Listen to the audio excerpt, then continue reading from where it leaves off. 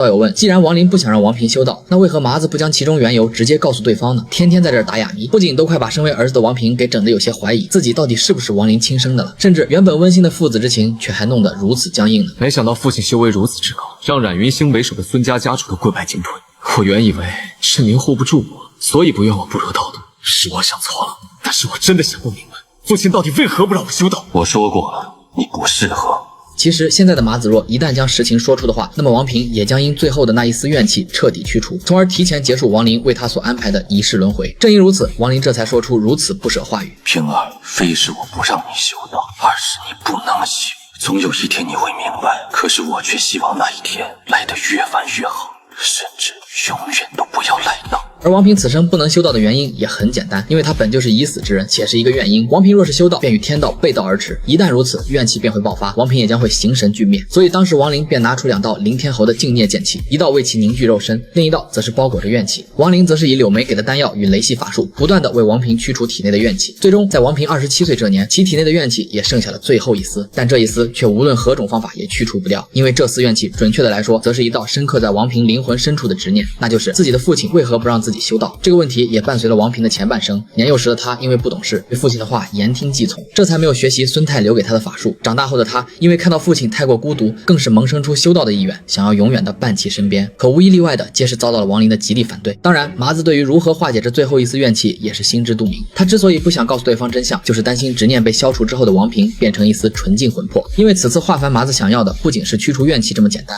更重要的是陪伴儿子一世轮回，体验一个凡人这一辈子应该经历的所有一切，最起码寿命也得达到一个凡人的平均寿元。要知道怨气被彻底驱除后，这个可是不受王林所控制的，便会变成魂魄，不管是在入轮回也好，被麻子收进天逆珠也罢，属于王平的这一世便会彻底结束，日后能否找到彻底复活的方法还是两说。再者眼下王平也并未经历过这世间的所有，因此这时的麻子是无论如何也不可能去道出其中真相的，哪怕是任由王平埋怨亦或者不理解，王林也要尽可能的给对方一个完整的仪式，或者你理解成麻子想要王平在这世间存在的更久一点也行。但怨婴也是跟凡人一样，有着不到100年的寿元，并且随着时间的推移，慢慢长大的王平也会逐渐的发现其中异常，那便是他在创建凡人帝国期间，不仅感觉不到疲惫，也不会生病，甚至与青怡这么久了也没有一个子嗣，并且在他小时候时常梦见自己被一片剑气海洋所包裹。这种种异常让的王平在已是创建出称霸整个冉云星凡人界的天行帝国回到王林身边时，终于忍不住的向其询问事情的真相。而麻子则是一五一十的将自己这800多年的经历如实说出，虽然道出了王平是一个怨婴的事实，但却唯独没有说出为何不让其修道的原因。得知真相后的王平或许是接受不了自己是被亲生母亲给炼制成怨婴的事实，亦或者是逃避，又或许是情愿相信这是父亲所编造的一个谎言，所以后来他便与青怡2人定居于一处边陲小镇，过起平凡生活。这么一待就是10年。可后来奉命前来冉云星调查先前有人在千幻星冒充雷仙使者的雷道子，他不仅重新揭开了王平是一个怨婴的伤疤，且又道出对方的肉身乃是由剑气所化的事实。也正是在这里，王平方才从王林口中得知所有的真相。待到现在，他才彻底明白父亲的良苦用心，原来这一切的所有都是父亲想要让自己安稳的度过这一世轮回，执念得到一个完美的答复，加上彼时王平的寿元也走到了一个尽头，所以彻底消除掉最后一丝怨气的他，这才被王林不舍的收入天逆珠内，等待着有朝一日能够有重新复活的可能。所以若是彼时的王林正面给王平解答了心中的执念，其结果只有2种，一个是王平会执意相信这是王林的一个谎言，这样只会让父子间的矛盾更加恶化不说，也会改变王平原本的一个生活轨迹。其次，即便王平明白了父亲的所有良苦用心，但却因执念与怨气的消除，从而提前结束自己的这一世轮回，这2种结局都不是王林所想要看到的。所以这才是王林在时机未到时坚决不能道出王平不能修道的最主要原因。不得不说，一生杀伐不断的王林，却唯独对儿子王平温柔到了骨子里啊。